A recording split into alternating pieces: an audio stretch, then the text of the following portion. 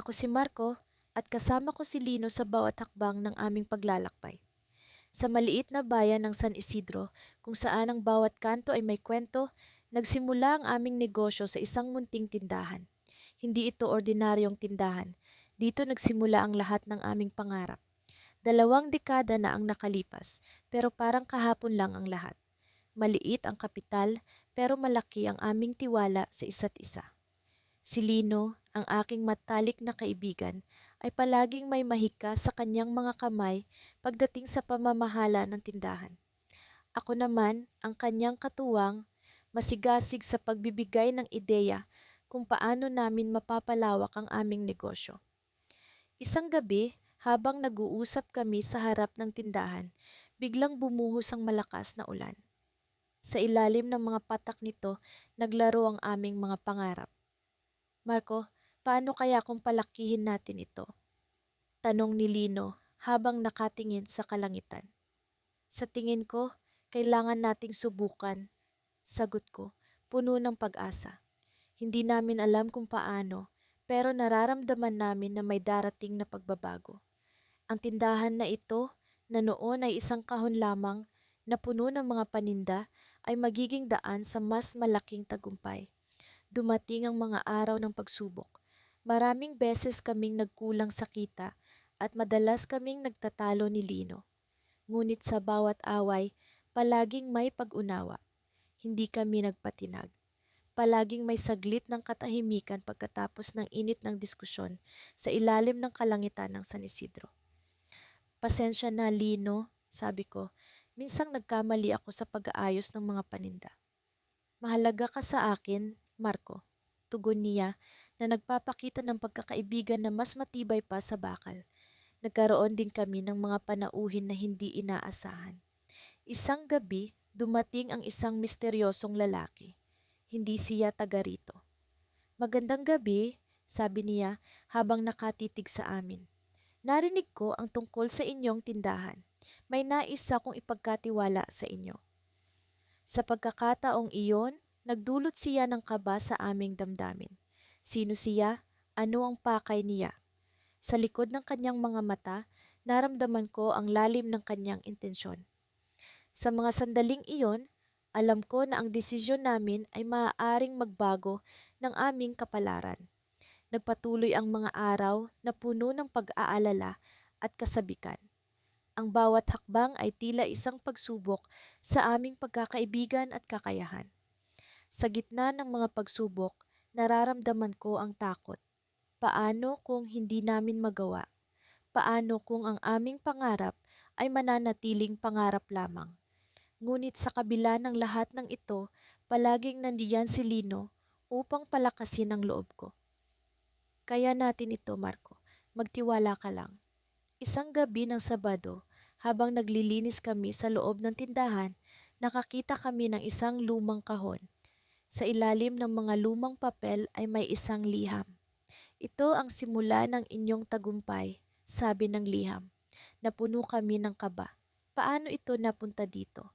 Sino ang naglagay nito? Hindi ko maiwasang mag-isip. Ang tindahan ba namin ay may lihim na hindi namin alam?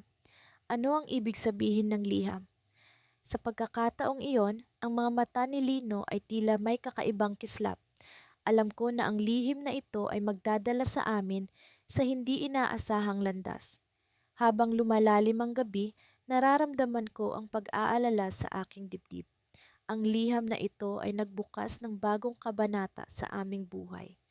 Sa ilalim ng dilim ng gabi, ang tindahan ay tila may buhay na sarili. Ano kaya ang naghihintay sa amin? Sa mga susunod na araw, ang tanong na ito ay magiging sentro ng aming paglalakbay. Sa gitna ng lahat ng ito, isang bagay ang sigurado. Ang aming kwento ay hindi patapos.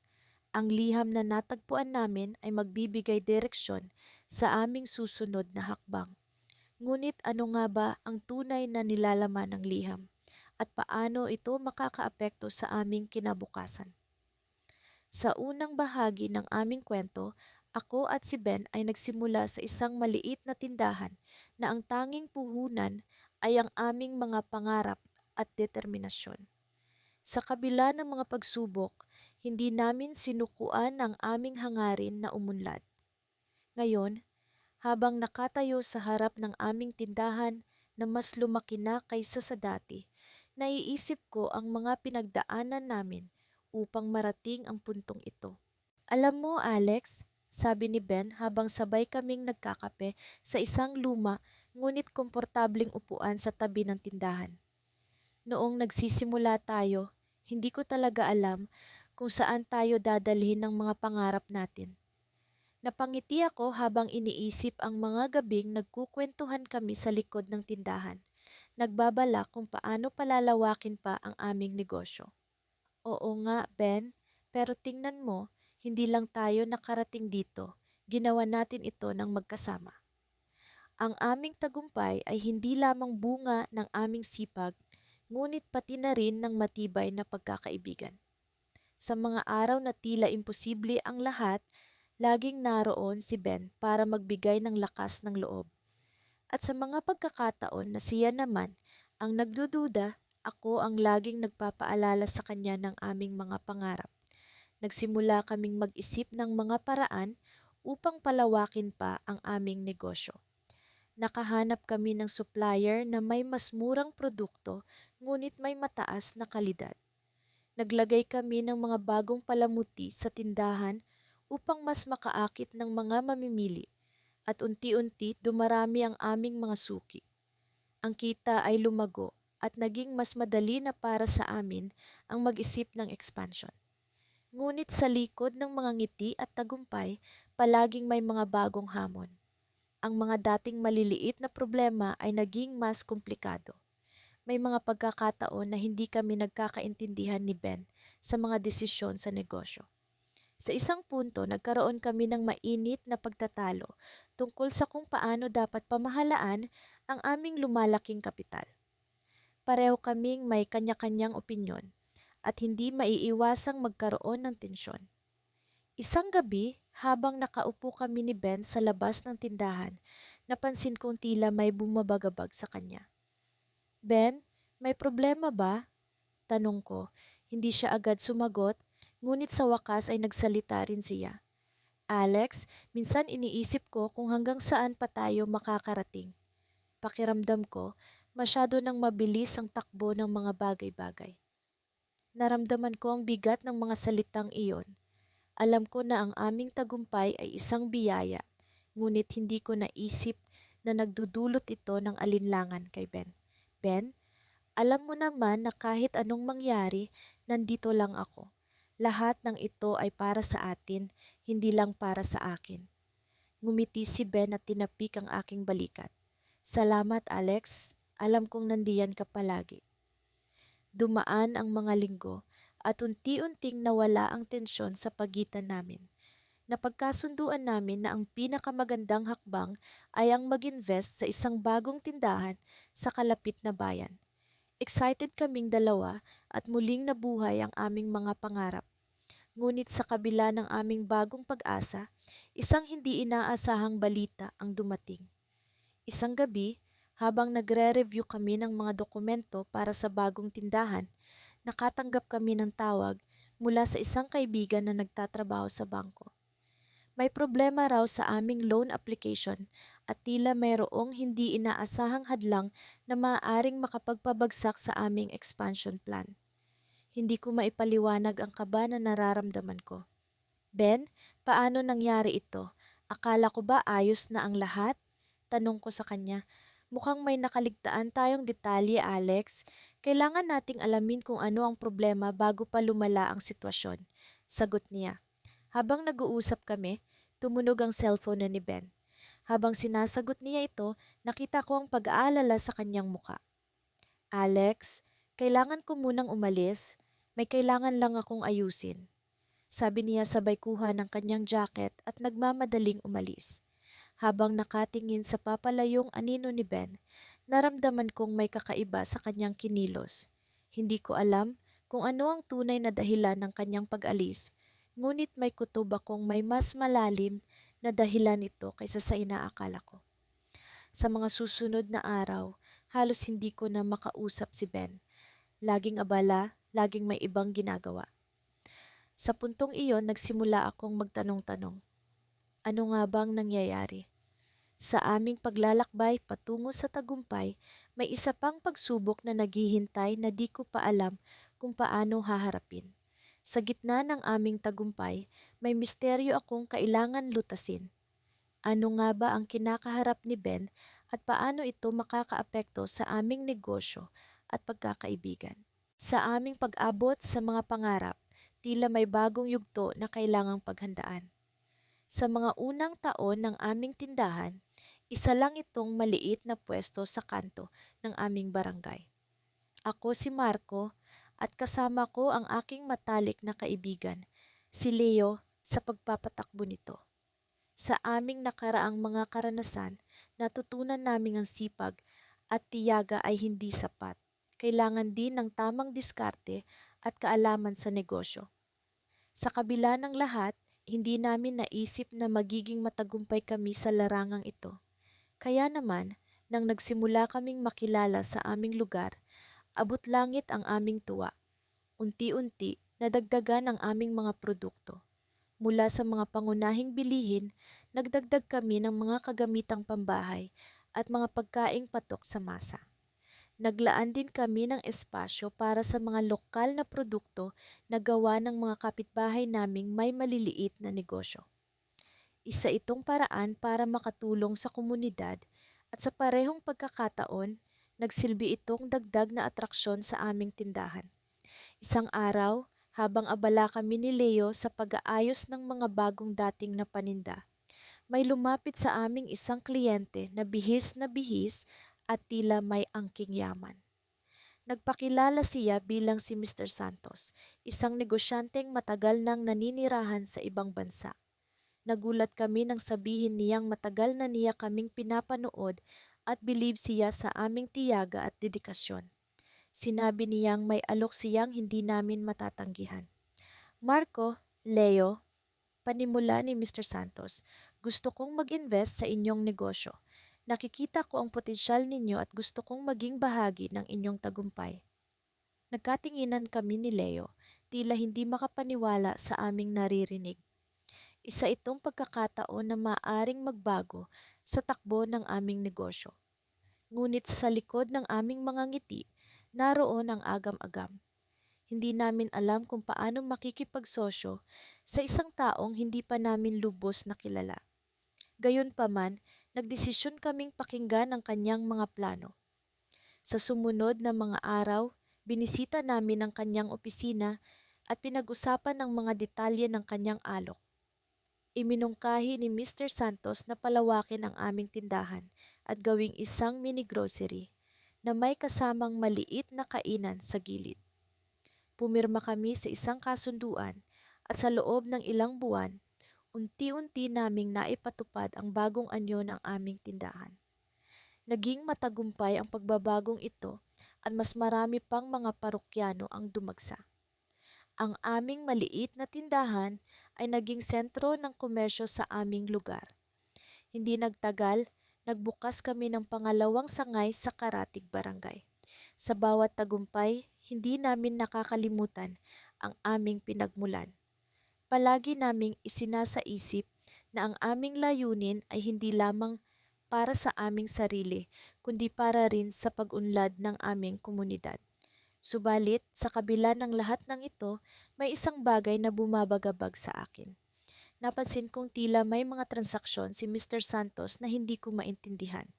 Ilang beses ko rin itong napag-usapan kay Leo, ngunit palagi niyang sinasabi na huwag na akong mag-alala at magtiwala na lamang sa ating partner. Sinubukan kong isantabi ang aking mga agam-agam, ngunit hindi ko maiwasan ang pakiramdam na tila may mali. Isang gabi, habang pauwi na ako galing sa pagpupulong, naglalakad ako nang makita ko si Leo na may kausap sa isang sulok. Kakaiba ang kanyang mga kilos at tila nagmamadali. Hindi ko maiwasang sundan siya hanggang sa isang lumang gusali. Pagpasok ko, nakita ko si Mr. Santos na naroon, kasama ang ilang mga taong hindi pamilyar sa akin. Nagulat ako nang marinig kong pinag-uusapan nila ang aming negosyo at ang plano nilang palihim na kunin ito mula sa amin ni Leo. Napaatras ako, ngunit sa aking pagkilos, may nabangga akong kahon at lumikha ito ng ingay. Agad nila akong napansin. Nagkatinginan kami ni Leo at nakita ko ang pagkabigla sa kanyang mga mata.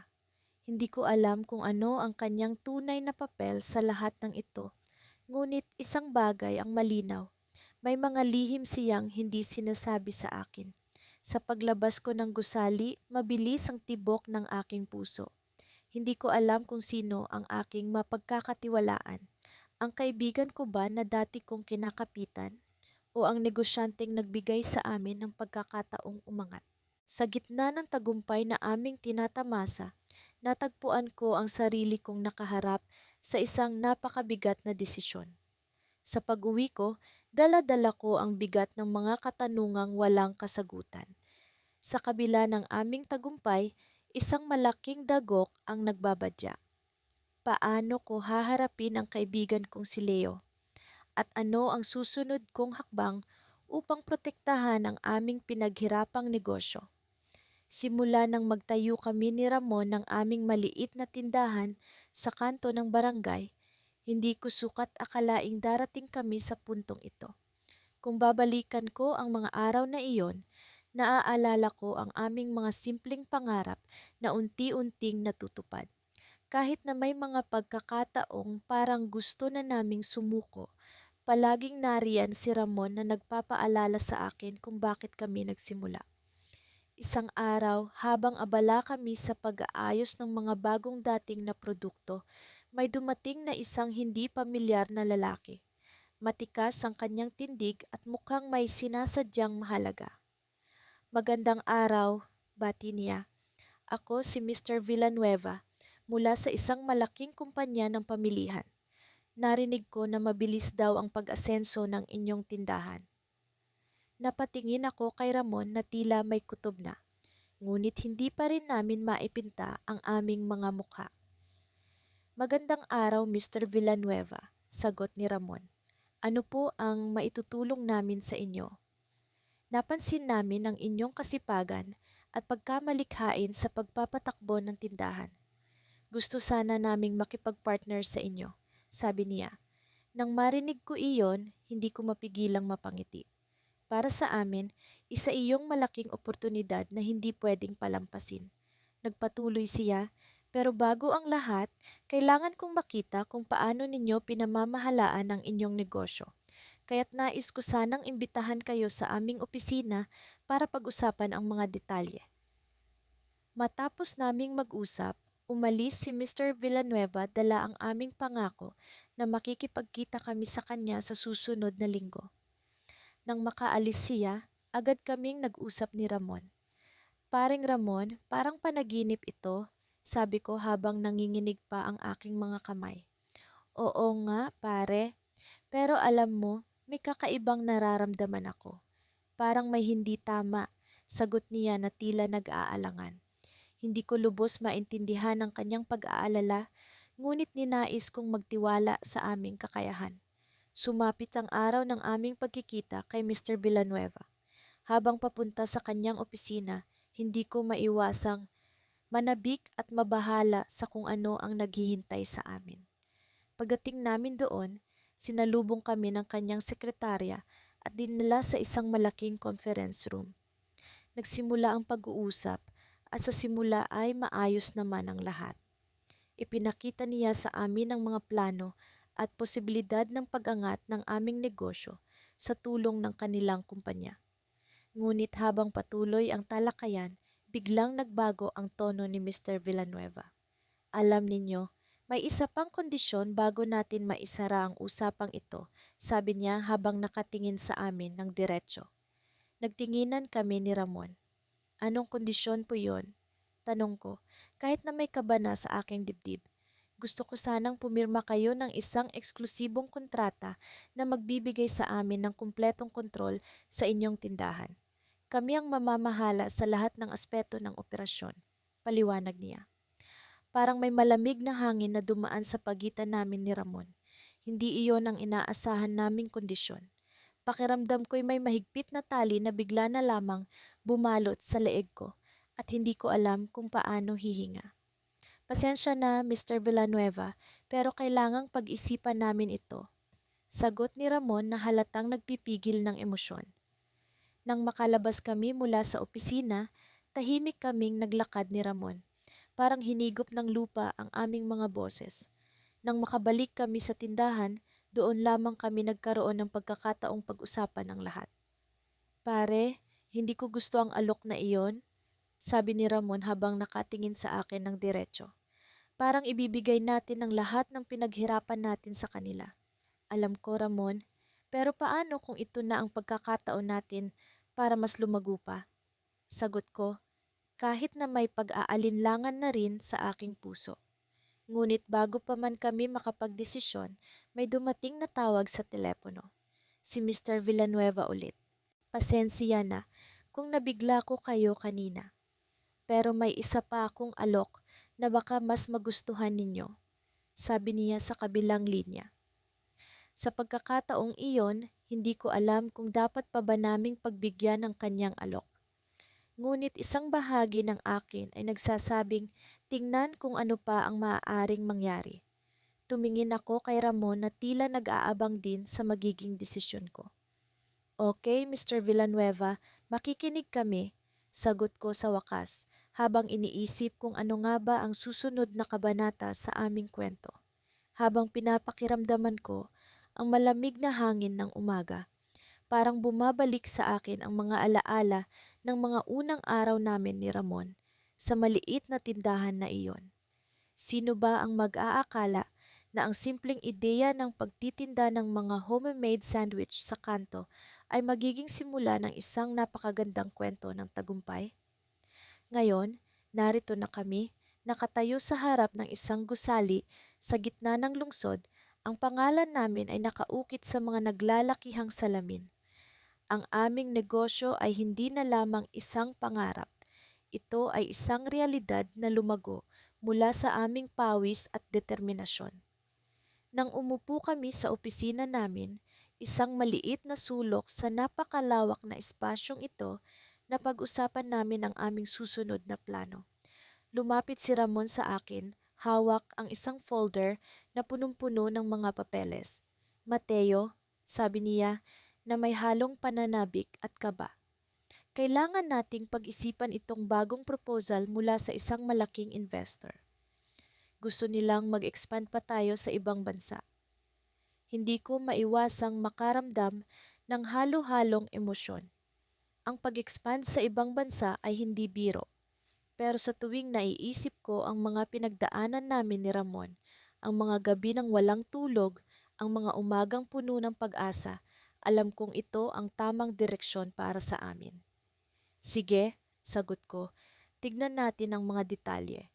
Pero kailangan nating siguraduhin na hindi natin isasakripisyo ang kalidad ng ating mga produkto. Habang pinag-aaralan namin ang proposal, biglang nagring ang telepono ni Ramon. Kita ko sa mukha niya ang biglaang pagkabahala. Mateo, kailangan kong umalis saglit. Sambit niya, halatang nagmamadali. May emergency sa bahay. Habang umaalis siya, hindi ko maiwasang mag-alala. Si Ramon ang tipo ng taong hindi basta-basta natataranta. Kung ano man ang nangyayari, alam kong hindi ito simpleng bagay. Nagpatuloy ako sa pag-aaral ng mga papeles, pero naramdaman kong hindi buo ang aking atensyon. May kung anong bumabagabag sa akin, isang pakiramdam ng di inaasahang panganib. Pagkaraan ng ilang oras, bumalik si Ramon. Ang kanyang mukha ay puno ng pagod at halatang may iniinda. Mateo, sabi niya, kailangan nating mag-usap. Naupo kami sa maliit na mesa at doon ko nalaman ng totoo. Ang kanyang pamilya ay nakakaranas ng isang malaking problema sa kanilang negosyo. Isang negosyo na matagal na niyang tinutulungan, ngunit ngayon ay nasa bingit ng pagkabangkarote. Hindi ko alam kung paano ko ito sasabihin sa iyo, ani Ramon, pero kailangan ko ng malaking halaga para matulungan sila. Nabigla ako sa kanyang sinabi. Alam kong mahirap para kay Ramon na lumapit at humingi ng tulong, lalo na sa akin. Pero bilang matalik na kaibigan, alam kong hindi ko siya pababayaan. Ramon, sabi ko, Ano man ang kailangan mo, nandito ako para sa iyo. Ngunit sa kabila ng aking mga salita, may isang bagay na gumugulo sa akin. Ang aming negosyo ay nasa puntong kailangan ng malaking puhunan para sa expansion. Sa pagnanais kong tulungan si Ramon, kailangan kong isakripisyo ang ilang bahagi ng aming pondo at ito ay isang malaking panganib. Isang maling galaw at maaaring magdulot ito ng malaking problema sa aming negosyo. Ngunit hindi ko rin kayang pabayaan si Ramon. Ang aming pagkakaibigan ay higit pa sa negosyo. Pag-isipan natin ito, sabi ko, at maghanap tayo ng paraan na makakatulong sa iyo nang hindi naapektuhan ng ating expansion plan. Habang pinag-uusapan namin ang mga posibilidad, naramdaman ko ang bigat ng responsibilidad sa aking mga balikat. Ngunit sa kabila nito, naroon ang tiwala ko kay Ramon at ang aming matibay na pagkakaibigan na hindi matitinag ng kahit anong pagsubok. Lumipas ang mga araw na puno ng pag-aalala at pagdedesisyon. Hanggang sa isang umaga, habang papasok ako sa opisina, nakatanggap ako ng tawag mula sa isang hindi pamilyar na numero. Mateo, sabi ng boses sa kabilang linya, may impormasyon ako tungkol sa negosyo ni Ramon. Baka gusto mong malaman bago pa maging huli ang lahat. Nabigla ako sa narinig. Ano kayang impormasyon ito? At bakit kailangan ko itong malaman? Hindi ko maiwasang mag-isip ng kung ano-ano. Sa kabila ng lahat ng nangyayari, isa lang ang sigurado. Ang aming pagkakaibigan ni Ramon ay susubukin ng pagkakataon. Ay ito ang simula ng panibagong kabanata na puno ng mga tanong at hindi pa alam ng mga sagot. Sa gitna ng tagumpay na unti-unting umaangat mula sa mga pundasyon ng aming maliit na tindahan, hindi ko maiwasang balikan ang mga araw na magkasama kami ni Marco sa pag-aayos ng mga estante at pag-isipan ng mga diskarte para makakuha ng mas maraming customer. Ang aming tindahan na nagsimula sa isang simpleng sulok ng kalsada ay ngayon isa ng sikat na destinasyon sa aming komunidad. Kami ay masaya at kampante sa kabila ng mga hamon na dumaan, ngunit ang kapalaran ay tila may ibang plano para sa amin. Ngayon, nakatayo ako sa harap ng aming pinalawak na opisina, iniisip ang mga susunod na hakbang. Kami ay patuloy na lumalaki at ang mga oportunidad ay naglalakbay papunta sa amin. Subalit, kasabay ng tagumpay ay ang pagdating ng mas malalaking pagsubok. Sa pag-unlad ng negosyo, dumarami rin ang mga desisyon na kailangang gawin. Tulad ng dati, si Marco ang aking katuwang sa pagdedesisyon. Ngunit sa pagkakataong ito, may ibang direksyon siyang gustong tahakin. Isang umaga, habang nagkakape kami sa aming paboritong kainan, sinabi ni Marco ang balak niyang mag-expand sa ibang lugar. Gusto niyang subukan ang aming swerte sa ibang bayan, kung saan mas malaki ang potensyal na kita at mas maraming tao ang maaabot namin. Sa kanyang pagkamalikhain at tapang, alam kong kaya niyang gawin ito. Ngunit ako'y may alinlangan. Sa kabila ng aking kagustuhan na sumang-ayon, may bumabagabag sa akin. Ang ideya ng pag-alis sa aming komunidad at pag-iwan sa mga taong naging bahagi ng aming paglalakbay ay isang bagay na hindi ko matanggap ng basta-basta. Alam mo, Mateo, wika ni Marco habang nakatitig sa kanyang tasa ng kape. Ito ang pagkakataon natin para sa mas malaking tagumpay. Hindi na tayo kailangang manatili lang sa isang lugar. Ang mundo ay mas malawak kaysa sa iniisip natin. Tinitigan ko siya, sinusubukang intindihin ang kanyang pananaw. Alam ko ang kanyang pangarap, ang kanyang pagnanasa na lumago pa ng higit sa inaasahan. Ngunit sa kabila ng lahat, ako'y naniniwala na ang tunay na tagumpay ay hindi lamang nasusukat sa laki ng kinikita, kundi sa mga ugnayang nabuo sa proseso. Marco, naiintindihan ko ang sinasabi mo, sagot ko. Ngunit hindi ba't mahalaga rin ang kung paano natin naabot ang tagumpay na ito? Ang mga taong tumulong sa atin, ang komunidad na nagsilbing inspirasyon at suporta, hindi ba't dapat natin silang isama sa ating pag-unlad? Napabuntong hininga si Marco. Alam kong mahirap para sa kanya ang pagpili sa pagitan ng kanyang mga pangarap at ng mga bagay na nakasanayan. Sa mga sumunod na araw, patuloy ang aming diskusyon. Nagpalitan kami ng ideya ng mga planong maaari naming isagawa. Ngunit sa kabila ng lahat, alam kong may bagay na nagiging hadlang. Ang aming pagkakaibigan ay nag-uugat sa mga pangarap na sabay naming binuo, ngunit ngayon, ito ay sinusubok ng mga desisyong kailangang pag-isipan. Isang gabi, habang mag-isa akong nag-iisip sa aming opisina, biglang dumating ang isang tawag. Isang kilalang negosyante mula sa Maynila ang nag-aalok ng partnership. Sabi niya, ang aming tindahan ay may potensyal na maging isang pambansang brand na may kakayahan na makipagsabayan sa malalaking pangalan. Ngunit ito ay may kapalit. Kailangang sumang-ayon kami ni Marco na ibenta ang kalahati ng aming negosyo sa kanya para sa ekspansyon na kanyang inaalok. Nabagabag ako sa alok na iyon. Sa isang banda, ito ay isang magandang oportunidad, ngunit sa kabilang banda, ito ay nangangahulugan ng pagbitaw sa kontrol na matagal na naming hawak. Ang ideya ng pagkakaroon ng kasosyo na hindi bahagi ng aming orihinal na plano ay isang bagay na hindi ko inaasahan. Kinabukasan, sinabi ko kay Marco ang alok. Nagulat siya, ngunit agad na nakita ang potensyal ng pagkakataon. Alam ko kung gaano siya kadeterminado na palawakin ang aming negosyo. Ngunit sa oras na iyon, naramdaman ko na ang aming mga landas ay maaaring maghiwalay. Mateo, ito na ang pagkakataon natin, wika ni Marco, puno ng excitement. Isipin mo ang lahat ng magagawa natin kapag mas malaki na ang negosyo. Hindi ba ito ang pinapangarap natin? Ngunit hindi siya nakakuha ng kasagutan mula sa akin. Sa halip, isang tanong ang bumuo sa aking isipan. Paano kung ang aming pagsasama ay hindi na tulad ng dati? Paano kung ang tagumpay na ito ay magdulot ng pagkakalayo sa amin?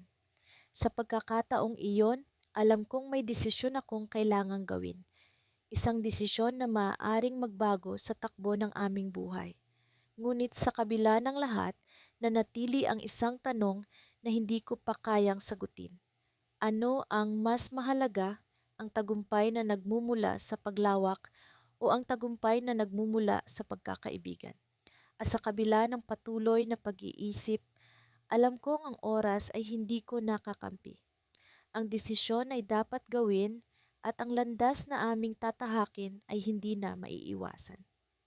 Sa pamamagitan ng mga taon, lumago ang aming maliit na tindahan mula sa isang simpleng pamilihan ng mga lokal na produkto hanggang sa isa sa pinakakilalang negosyo sa aming bayan. Ako at si Leo, ang aking matalik na kaibigan at kasosyo, ay dumaan sa samut-saring pagsubok. Ngunit sa kabila ng lahat, ang aming pagkakaibigan ang naging pundasyon ng aming tagumpay. Hanggang sa isang araw, isang hindi inaasahang pangyayari ang pumirma sa aming kapalaran. Isang umaga, habang ako'y nagkakape sa sulok ng aming opisina, napansin kong tila may bumabagabag kay Leo. Hindi ko maiwasang magtanong, "Pare, may problema ba?" Sumagot siya ng may pilit na nangiti, "Wala, medyo pagod lang siguro." Ngunit alam ko ang kalakaran ng kanyang mukha kapag siya'y nag-iisip ng malalim. Ilang oras ang lumipas, abala sa trabaho, ngunit ang pakiramdam ng pag-aalala ay hindi maalis sa isipan ko. Kaya't nagdesisyon akong sundan siya nang hindi niya alam, upang alamin ang tunay na dahilan ng kanyang pagkabahala. Habang lumalalim ang gabi, nakita ko siyang pumasok sa isang maliit na tindahan sa gilid ng aming bayan. Hindi ito ang karaniwang lugar na dinarayo niya, kaya't lalo akong naguluhan. Sa aking pagmasid, napansin ko ang isang matandang lalaki na tila may binubulong kay Leo. Hindi ko narinig ang kanilang usapan, ngunit ang ekspresyon sa mukha ni Leo ay tila nagbabadya ng isang seryosong bagay. Pagbalik niya sa opisina, hindi ko na napigilan ang aking sarili. "Leo, Napansin kong may dinadalaw kang tindahan. Ano ba yan? Tanong ko sa kanya na puno ng pag-aalala. Sumagot siya ng may alinlangan, "Pare, may kailangan akong sabihin sa'yo, pero sa tamang panahon." Ang tugon niyang iyon ay nagbigay sa akin ng hindi mapakaling pakiramdam. Sa mga sumunod na araw, hindi ko maiwasang isipin ang nasaksihan ko. Ang aming negosyo ay patuloy na umuunlad, ngunit nararamdaman kong may nakatagong problema. Ang pagkabahala ko ay patuloy na lumalalim. Isang hapon, habang abala ako sa pag-aayos ng mga papeles, isang tawag ang dumating mula sa isang hindi kilalang numero.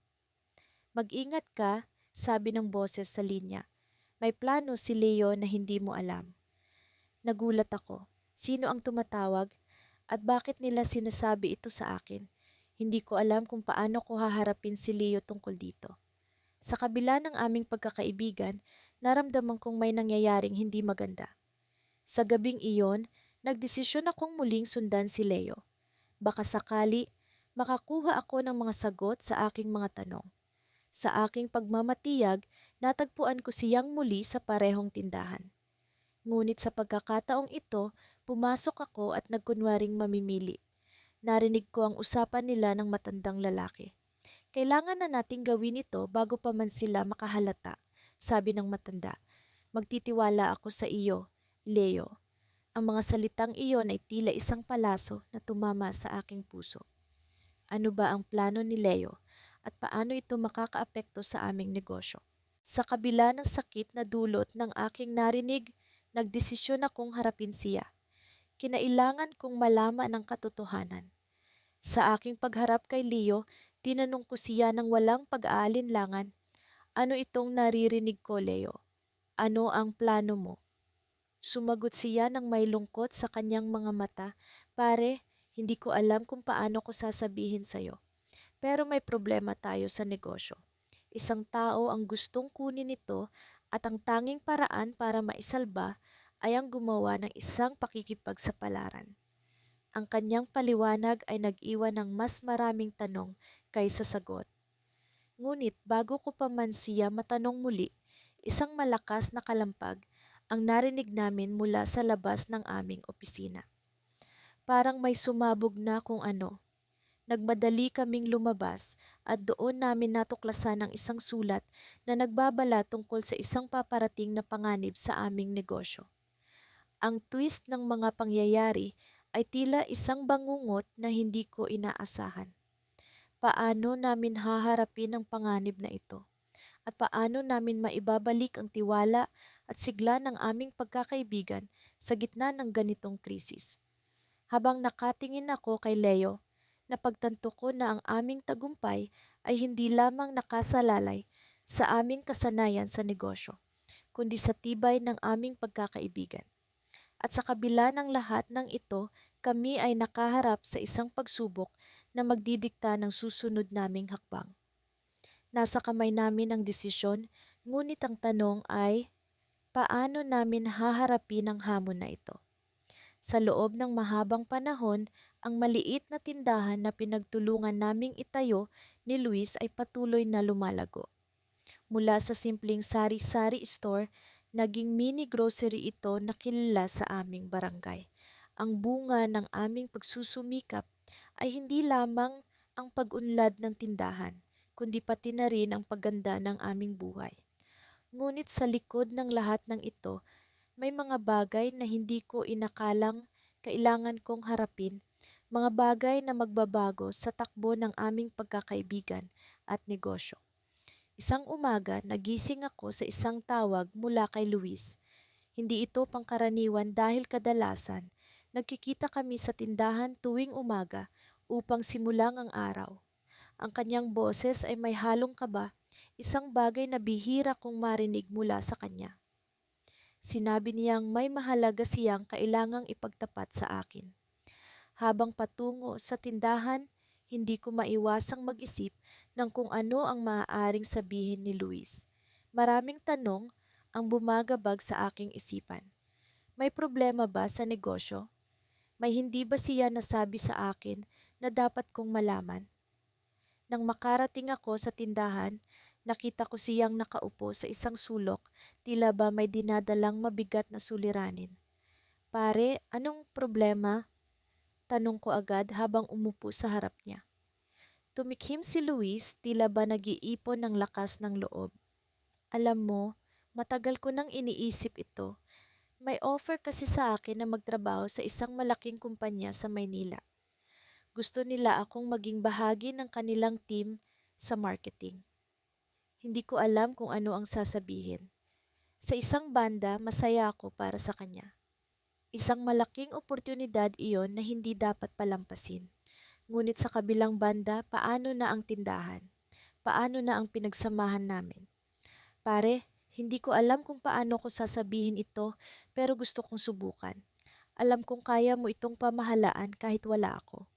At gusto kong maranasan ang ibang challenges sa ibang lugar, patuloy ni Luis, halatang nahihirapan. Sa loob ng ilang minuto, tahimik akong nag-isip. Ang tindahan ang naging pundasyon ng aming pagkakaibigan. Dito nagsimula ang lahat ng aming pangarap.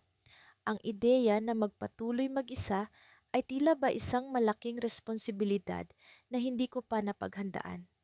Ngunit sa kabila ng lahat, alam kong hindi ko pwedeng pigilan si Luis sa pag-abot ng kanyang pangarap. Pare, kung sa tingin mo ito ang tamang hakbang para sa'yo, susuportahan kita. Pero syempre, sana wag mong kalimutan ang tindahan natin. Pwede kang bumalik anytime kung gusto mo. Sagot ko, pilit na pinapakita ang suporta kahit may halong kaba at lungkot sa puso ko. Nagpatuloy ang usapan namin, nagplano para sa mga susunod na hakbang. Iniwan ni Luis sa akin ang posisyon na siya ang namamahala sa mga supplier. Nagtalaga kami ng isang assistant manager para makatulong sa akin sa pag-aasikaso ng tindahan. Unti-unti naming inayos ang lahat bago ang kanyang pag-alis. Sa mga sumunod na araw, pilit kong inaral ang lahat ng aspeto ng negosyo. Nagpatuloy ang pag-unlad ng tindahan, ngunit hindi ko maalis sa isipan ko ang mga alaala namin ni Luis habang magkasama kaming nagtatayo nito. Tila ba may kulang, isang bahagi ng aking mundo ang nawala. Isang gabi, habang nag-aayos ako sa tindahan, may dumating na tawag mula kay Luis. Pare, kumusta na? Balita ko mas lalo pang lumalago ang tindahan natin. Masigla niyang bungad. Ngunit sa likod ng kanyang mga salita, may nararamdaman akong kakaiba. Oo, pare, salamat sa suporta mo. Sobrang challenging pero masaya pa rin. Sagot ko, sinusubukang ikubli ang lungkot. Pero alam mo, may isang bagay akong napagtanto habang nandito ako sa Maynila. Bigla niyang sabi, ang tono ay seryoso. Napaisip ako, ano kaya ang napagtanto ni Luis sa kanyang bagong buhay? Sa puntong iyon, naramdaman ko ang pag-ikot ng mundo. Tila ba may paparating na pagbabago. Pare, sa tingin ko, gusto kong bumalik. Hindi ko akalain na ganito ko mamimiss ang tindahan, ang pagkakaibigan natin. Maraming oportunidad dito. Oo. Pero mas mahalaga sa akin ang nasimulan natin. Kung papayag ka, gusto kong ipagpatuloy ang nasimulan natin. Sabi ni Luis, puno ng pag-asa. Hindi ko inasahan ang ganitong twist. Pagkatapos ng lahat ng aming napag-usapan, biglang nagkaroon ng pagkakataon na magkasama ulit kaming magpatuloy sa aming pangarap. Sa kabila ng hirap na dinanas ko mag-isa, ang pagbalik ni Luis ay tila ba isang bagong simula, isang panibagong yugto ng aming kwento. Pare, syempre, excited na akong makasama ka ulit. Marami tayong pwedeng gawin para mas lalo pang lumago ito, sagot ko, puno ng saya at pag-asa. Sa kabila ng mga pagsubok na dumaan, sa huli, ang aming pagkakaibigan ang nagdala sa amin pabalik sa isa't isa. Ngunit alam kong ang pagbalik ni Luis ay hindi ang huling twist ng aming kwento. Sa harap ng pagunlad, mga bagong hamon ang aming haharapin. Mga hamon na muling susubok sa tibay ng aming samahan. Simula nang maabot namin ang unang milyong kita mula sa aming tindahan, ang buhay ay tila naging isang mabilis na biyahe sa roller coaster. Hindi ko akalain na ang simpleng sari-sari store na sinimulan namin ni Miguel sa kanto ng barangay ay magiging daan para sa mas malalaking oportunidad. Pero sabi nga nila, ang tagumpay ay hindi laging diretso ang daan. At sa pagkakataong ito, parang may kalmadong bagyo na paparating. Isang umaga, habang abala ako sa pag-aayos ng mga papeles para sa bagong sangay ng aming grocery chain, biglang nagaring ang telepono ko. Si Miguel ang tumatawag. May urgency sa tono ng boses niya, pero parang may halong excitement din. Pare, kailangan nating mag-usap. May nag-alok sa atin ng partnership. Bungad niya, partnership? Sino? Anong klaseng partnership? Tanong ko habang sinusubukang pigilan ang kaba. Sa mundo ng negosyo, ang salitang partnership ay maaaring magdulot ng panibagong tagumpay o malaking pagkakamali. Hindi na siya nagbigay ng detalye sa tawag. Sinabi niyang, magkita kami sa opisina ng investor na interesado sa amin. Ang totoo, hindi ko alam kung ano ang iisipin. Nasanay kasi akong si Miguel ang mas maingat sa aming dalawa. Ako ang risk taker, siya ang nagbabalansi ng mga desisyon ko. Pero sa pagkakataong ito, parang sobra siyang kumpiyansa. Pagdating ko sa opisina ng investor, nagulat ako sa laki ng gusali. Hindi ko alam kung sino ang kaharap namin, pero halatang malaki ang pangalan nila sa industriya. Pumasok ako sa conference room kung saan naghihintay si Miguel kasama ang isang lalaking naka-Italian suit.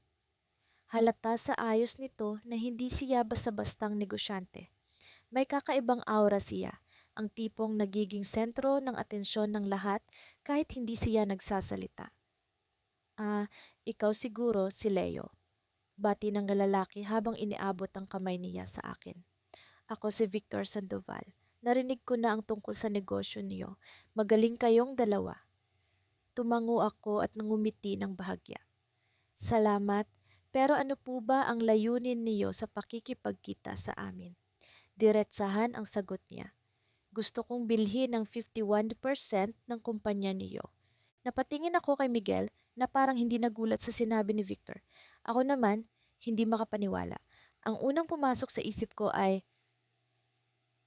para ba tayong ibinebenta? Hindi ko gusto ang ideya na mawawala ang kontrol namin sa negosyong pinaghirapan namin mula sa simula. 51%? Tanong ko ulit, sinisiguro na tama ang narinig ko. Ibig sabihin sa inyo mapupunta ang majority ng desisyon sa kumpanya? Tumango si Victor, hindi man lang nagdalawang isip. Tama, pero kasama doon ang infusion ng capital na mas malaki kaysa sa pinagsama ninyong kita mula nang magsimula kayo. Kaya kong gawing nationwide ang grocery chain niyo sa loob ng isang taon. Hindi ko alam kung paano ako magre-react. Totoo, maganda ang offer niya, pero parang may bigat sa dibdib ko. Para bang may mawawala sa amin ni Miguel kapag tinanggap namin ang alok. Pag-isipan niyo muna, dagdag ni Victor habang nangumiti ng bahagya. Pero wag kayong magtagal. Hindi ako nag-aaksaya ng oras sa mga negosyong walang potensyal. Paglabas namin ng opisina, natamimi ako. Si Miguel naman ay tila abot langit ang saya. Pare, ito na yon. Ito na ang pagkakataon nating lumago ng todo, sabi niya, pero hindi ko mapigilan ang sarili kong magduda. Miguel, sigurado ka ba? Kapag binenta natin ang 51%, halos wala na tayong kontrol sa negosyo. Tayo ang magsisimula, pero sila na ang magtatapos, sagot ko. Hindi mo ba naiintindihan, Leo? Kailangan natin ng ganitong klaseng oportunidad para mas mabilis tayong umasenso. Hindi tayo forever dito sa local market. Nationwide, pare. Nationwide, giit niya. Ngunit may isang bagay na hindi ko masabi kay Miguel. Hindi ko maalis sa isip ko ang ekspresyon ni Victor habang kinukumbinsi kami kanina. Para bang may itinatago siya. Hindi ko rin masabi kay Miguel na sa kabila ng malaking alok, may bahagi sa akin na ayaw ibenta ang negosyong pinaghirapan namin mula sa simula. Pag uwi ko ng bahay, hindi ako mapakali. Binuksan ko ang laptop ko at sinimulang mag-research tungkol sa kumpanya ni Victor. Ang dami kong nakita, mga balitang positibo, pero may ilan ding mga kontrobersya. May mga negosyo daw siyang binili na bigla na lang nalugi matapos ang ilang taon. ang mga dating may-ari tuluyang nawala sa industriya. Kinabukasan, sinubukan kong kausapin si Miguel ulit, pero tila buo na ang desisyon niya. Leo, kailangan nating tanggapin ito. Kung hindi, baka ito ang maging pinakamalaking pagsisisi natin sa buhay. Napatigil ako. Hindi ko alam kung paano ko siya kukumbinsihin. Pero bago pa ako makapagsalita, biglang tumawag si Victor. Leo, Miguel, sabi niya sa telepono. May bagong kondisyon ang offer ko. Kailangan ninyo nang magdesisyon ngayon sa loob ng 24 oras. Napatingin kami ni Miguel sa isa't isa. Ramdam ko ang tensyon sa pagitan namin. At sa unang pagkakataon, naramdaman ko ang lamat sa aming pagkakaibigan.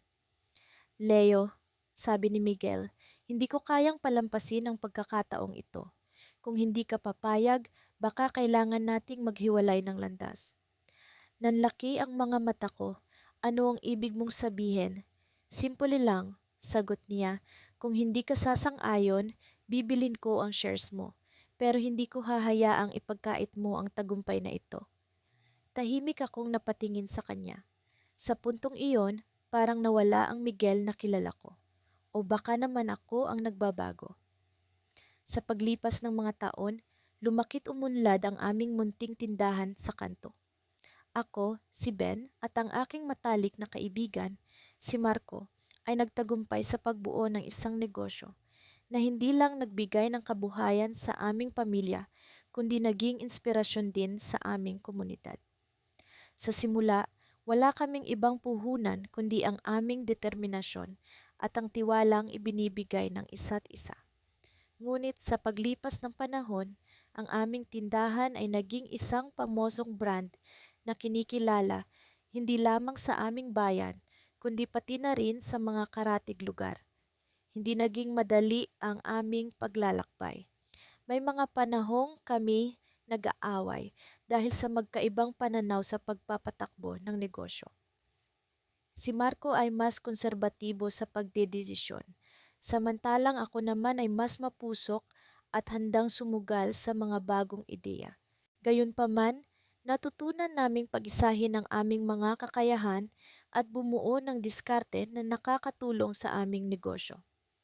Nang dumating ang pagkakataon para sa isang malaking proyekto, hindi na namin ito pinalampas. Isa itong partnership sa isang kilalang kumpanya na magpapalawak sa aming abot at magbibigay sa amin ng mas maraming oportunidad. Ito na ang pagkakataon para sa aming tindahan na makilala sa mas malawak na merkado. Sa kabila ng aming tagumpay, may bahagi sa akin na tila ba may kulang. Alam kong may isang lihim si Marco na matagal ko nang ninanais na malaman. Minsan, nahuhuli ko siyang nag-uusap sa telepono ng palihim at may mga dokumento siyang hindi ipinapakita sa akin. Isang araw, habang abala ako sa pag-aasikaso ng mga papeles para sa aming bagong partnership, biglang pumasok si Marco sa opisina na may daladalang envelope. Mukha siyang balisa ngunit determinado siyang ipakita ito sa akin. Ben, may kailangan kang malaman, sabi niya habang inaabot ang envelope. Naramdaman ko ang kaba sa kanyang boses at sa pagbukas ko ng envelope, nalaman ko ang dahilan. Ang envelope ay naglalaman ng mga dokumento ng isang lihim na negosyo na matagal na palang pinapatakbo ni Marco. Isa itong online store na nagbebenta ng mga produkto na kumakatawan sa mga karanasan at pananaw ng aming mga customer. Sa una, hindi ko alam kung ano ang mararamdaman ko. Naramdaman kong parang nagawa niya akong ipagkanulo, ngunit isang bahagi ng akin ang humanga sa kanyang tapang at pagkukusa. Alam kong dapat kitang kinausap tungkol dito, Ben, pero gusto kong patunayan na kaya kong gawin ito ng mag-isa. Paliwanag ni Marco, habang nakatingin sa akin ng may pag-aalala. Hindi ko alam kung paano sasagutin ang kanyang paliwanag. Ang aming pagkakaibigan ay palaging nakabatay sa tiwala at ang pagkakatuklas ko sa kanyang lihim ay tila baga sinubok ang pundasyon nito. Ngunit sa kabila ng lahat, naisip ko rin na ang online store na ito ay may malaking potensyal. Kung maisasama namin ito sa aming kasalukuyang negosyo, maaaring mas lumawak pa ang aming abot at mas marami kaming maabot na tao. Marco, hindi ko itatanggi na nagulat ako, pero naiisip ko rin ang oportunidad na dala nito, kung paano natin ito maisasama sa ating kasalukuyang negosyo. Sagot ko, nagsisimula ng makaramdam ng excitement sa ideya. Napangiti si Marco, tila ba nabunutan ng tinik. Tama ka, Ben. Kaya ko ito ipinakita sa iyo dahil alam kong magagawa nating mas malaki pa ito kapag magkasama tayo, sabi niya, puno ng pag-asa. Sa puntong iyon, naisip ko na ang aming pagkakaibigan ay hindi matitinag ng anumang lihim. Sa halip, ito ang magiging susi sa mas malawak na tagumpay. Habang kami ay nag-uusap, biglang nagring ang telepono sa opisina. Sinagot ko ito, ay isang hindi inaasahang boses ang narinig ko. Ben, Marco, may kailangan kayong malaman. Ang kumpanyang nakipag-partner sa inyo ay may balak na hindi ninyo inaasahan. Sabi ng boses na parang may daladalang babala. Bigla akong kinabahan sa narinig at si Marco ay nagulat din. Ano kaya ang plano ng kumpanyang ito? Ang aming partnership ba ay isang patibong? Hindi namin alam kung ano ang susunod na mangyayari, ngunit isang bagay ang tiyak, hindi namin hahayaang ang aming pinaghirapan ay basta-bastang masira. Sa pagkakataong ito, ang aming pagkakaibigan ay magiging sandigan namin sa pagharap sa anumang pagsubok na darating. Sa pagpapatuloy ng aming kwento, hindi ko inasahan na makakamit namin ni Marco ang ganitong tagumpay mula sa simula ng aming maliit na tindahan. Pakiramdam ko ay kahapon lamang nang una naming ilatag ang aming munting negosyo sa kanto ng aming barangay. Ngayon, ang aming negosyo ay lumago na nang higit pa sa aming inaasahan, isang prangkisa na may sanga-sangang mga tindahan sa iba't ibang sulok ng bansa. Ngunit sa likod ng aming tagumpay ay ang hindi mabilang na mga pagsubok na aming pinagdaanan. May mga pagkakataon na gusto na naming sumuko, lalo na noong nagkaroon kami ng malaking problema sa supply ng aming mga produkto. Isang gabi, habang kami ni Marco ay nakaupo sa isang maliit na opisina, pagod na pagod sa pag-aasikaso ng mga reklamo, nagtanong siya, paano kung hindi natin ito kayanin? Sa puntong iyon, naramdaman ko ang bigat ng kanyang mga salita. Ang kanyang pangamba ay isa ring pangamba ko, ngunit hindi ko maaring ipakita sa kanya o sa aming mga empleyado na nawawala na rin ako ng pag-asa. Kaya natin na to, Marco, sagot ko. Simula pa lang, alam nating hindi magiging madali. Pero nandito na tayo. Hindi natin pwedeng iwanan ang lahat ng pinaghirapan natin.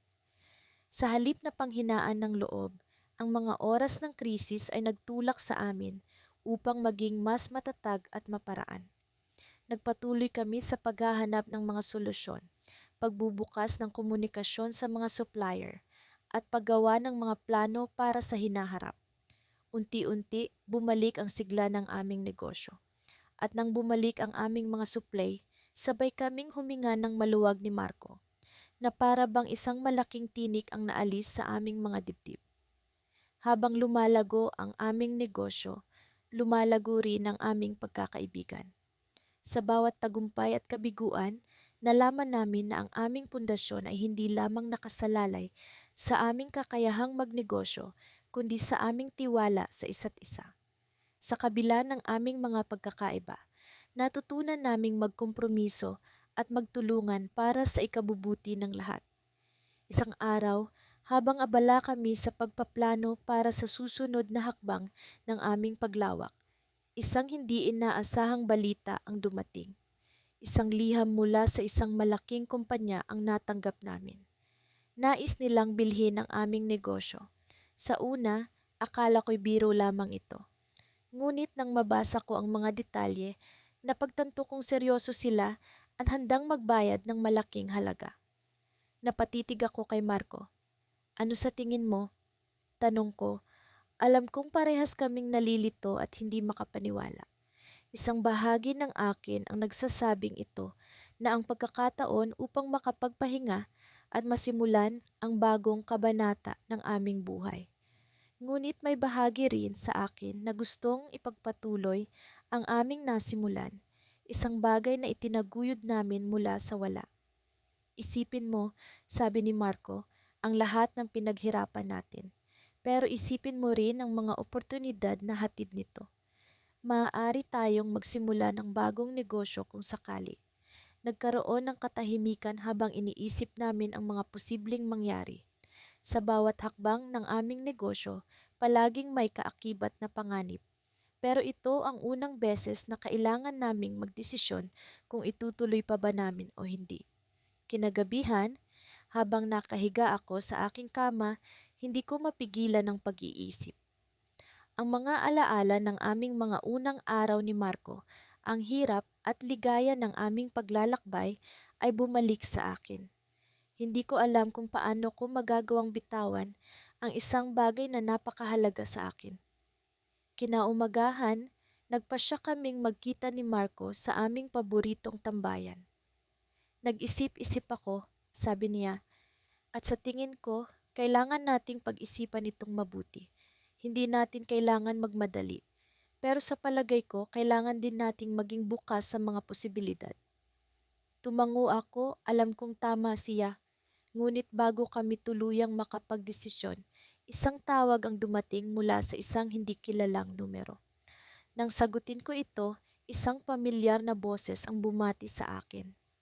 Isa itong kaibigan mula sa nakaraan na matagal na naming hindi nakikita ni Marco. Hindi ko sure kung narinig niyo na ang balita, sabi ng boses sa kabilang linya. Pero may malaking pagbabago sa industriya na dapat niyong malaman. Napatingin ako kay Marco at alam kong parehas kaming nag-aalala at nasasabik sa maaaring mangyari. Hindi namin alam kung ano ang susunod na mangyayari. Ngunit isang bagay ang sigurado, ang aming kwento ay malayo pa sa pagtatapos.